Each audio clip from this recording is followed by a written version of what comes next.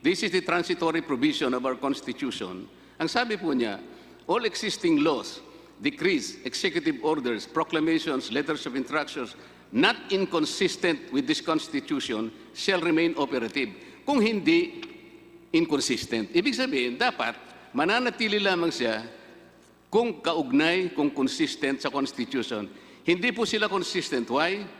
Yung pong EO 205, ang sinasabi po roon, ang NTC ay magre-require ng Certificate of Authority to Operate.